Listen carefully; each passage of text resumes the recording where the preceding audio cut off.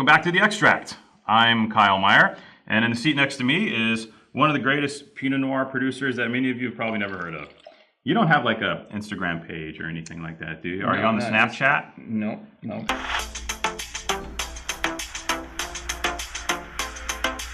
We're on a few things, but I have nothing to do with them, you know. Do you have your own publicity agent?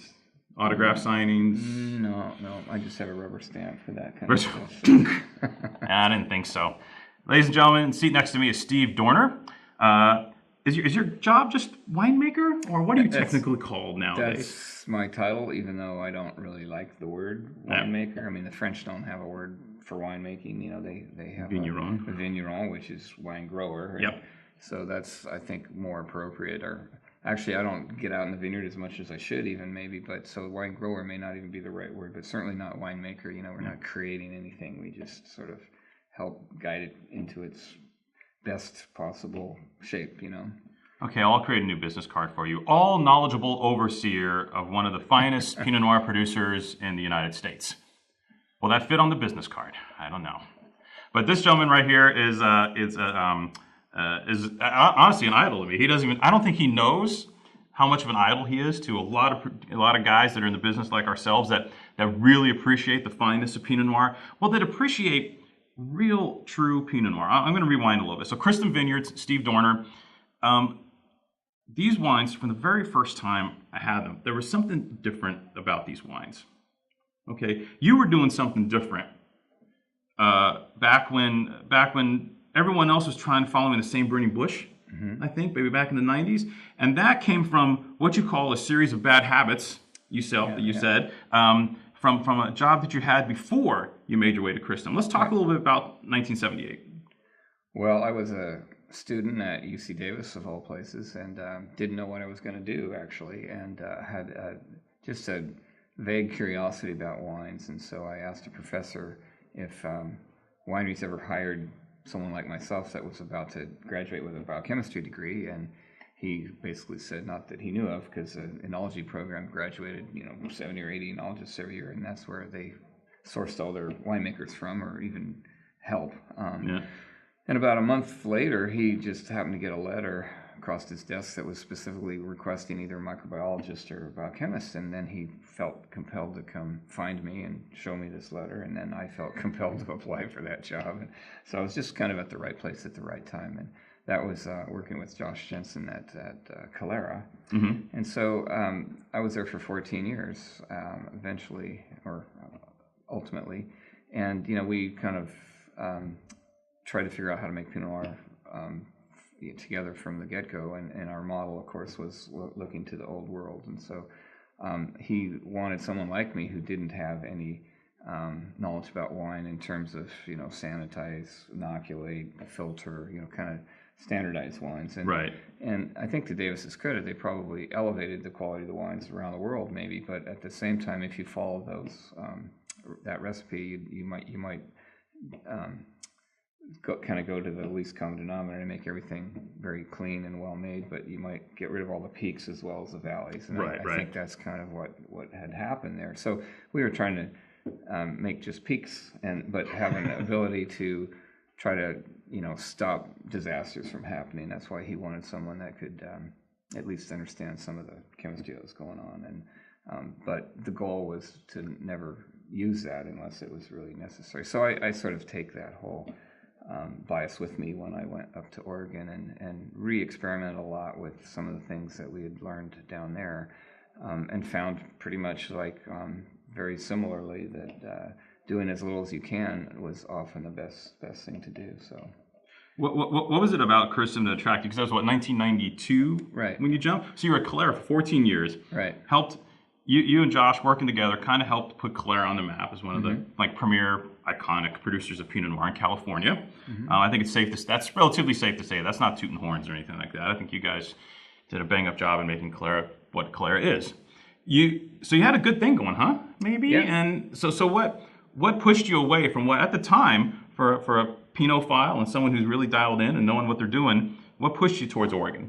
Well, I was just looking for just a change. You know, like I said, I hadn't even known that I wanted to be in the wine business, and so after that long, I loved it, but I wasn't sure if that's what I want to do for the rest of my life or not, and kind of ready to move on and see what else there was out there. And I even questioned whether I was going to stay in the wine business, to be honest, but I realized that what I really liked about it was working for a small company. You wear a lot of hats, and I love being the electrician and the plumber and the ditch digger and getting to go to black tie stuff and you know, the whole gamut, you know, and getting to see all the way from the dirt to the final consumer was really gratifying, you know. And so I realized I wanted to work for a small company.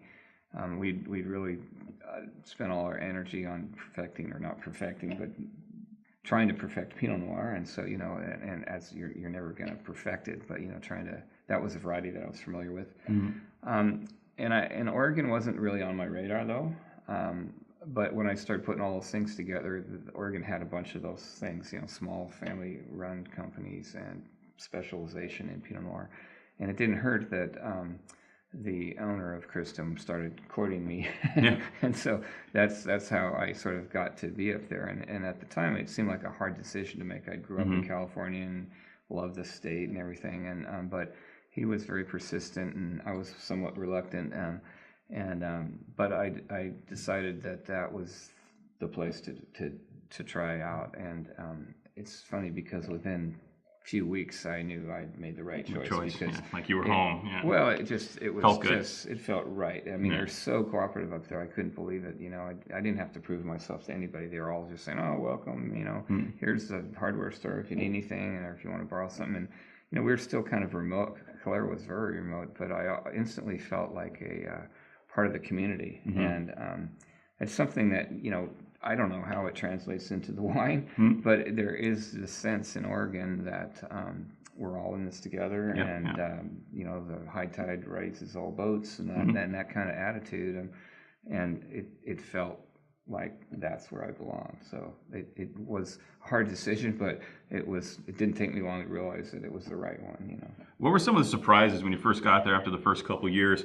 What were some of the surprises in the winemaking standpoint that, you know, things you could do in California but maybe you couldn't do up in Oregon? Or was it all kind of same old across the board? Or was it like, oh my gosh, if I do that, this is going to happen? I wasn't sure, you know, because we were using native yeast. I didn't know if they weren't probably the same native yeast, but I mean, whether those yeasts, you know, and it was an old facility when we got it involved. Paul Gary and his wife bought it in 1992. It had been an existing winery, so there had been yeast already used there. And, you know, again, just being a different geographical place, I didn't know if those yeasts would work as well. And so those are the kinds of things I was looking at. The whole cluster use, you know, at Calera, we had been 100% whole cluster. And, you know, I didn't know if the stems were going to make it to that percentage. And so I did a lot of experimenting in those early years to sort of fine-tune what I thought would work. But surprisingly, it's a bit different. I mean, I've sort of settled on the 50% whole cluster range. Seems to be more suited to our environment and terroir or whatever, and rather than the 100% was just so hard and often kind of green that I didn't think we could kind of go that far. But I guess the other thing that really surprised me not too long into it was that rain won't kill you. You know, coming from California, you know, it's like, oh my God, what are we gonna do?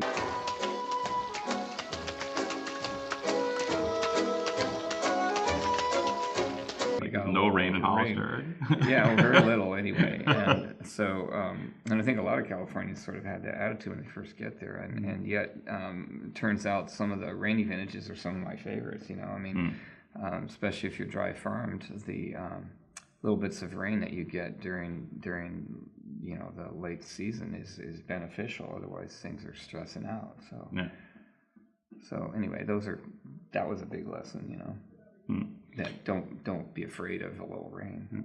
Are you a fan of the you know, because a lot of winemakers, when we talk to a lot of winemakers, they're like they almost like the vintages where there's a little more pain involved. Are you one of those guys? Are you actually like, I dig 12. I Yeah. dig 14. Or are you like, oh, Well, 13 for me was fantastic. I Oh, don't- love it. Oh, boy, I I love don't it. You know? necessarily dig the pain. Yeah. Or the But you know what I mean. Yeah, or the gray hair that I get in those tougher vintages. But I do feel like those are the ones that make the best wines. And I mean, I think a good vintage is the one where everybody makes pretty good wine. And so if you're a consumer, I don't blame the press or the consumers for saying, well, I don't know much about this region or anything, and 12 is supposed to be a great vintage, so I'll buy 12. And more often than not, they're not going to go wrong. But if you have the patience or the knowledge and you can go to a tough vintage and pick out the best wines, those are going to be ultimately the better wines.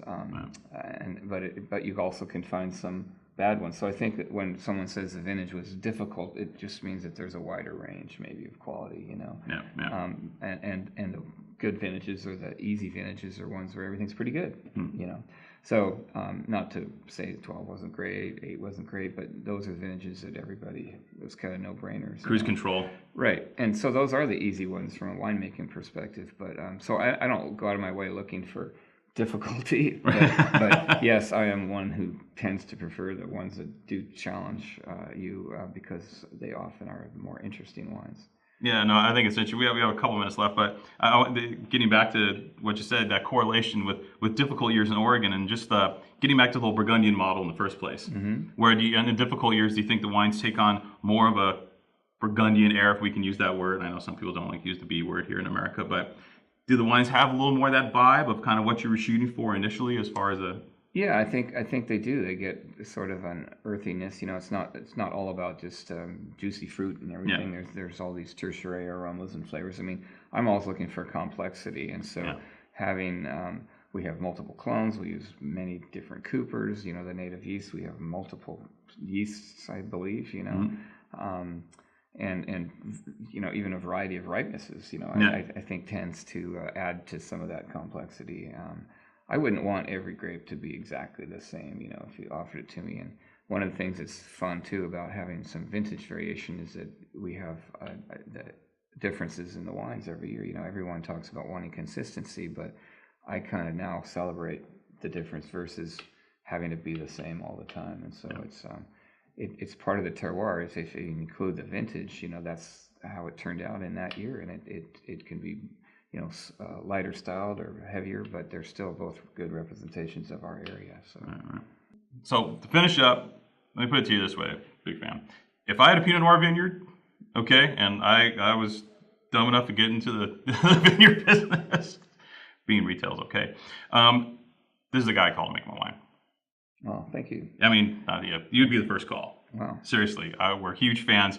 The Cristom wines are some of the greatest Pinot Noirs produced in the New World today. If you haven't tried them before, you owe it to yourself. It's not so much a blatant shill, it's just common matter of fact that over the last 15, 20 years, Steve's done for Cristom what he helped do for Calera early on, and you know where that went. Just fine, thank you.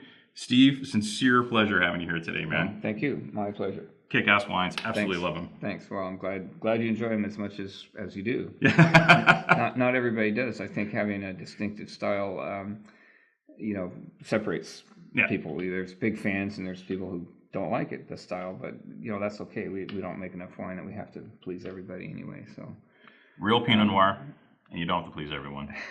Just please yourself. Sweet berry wine.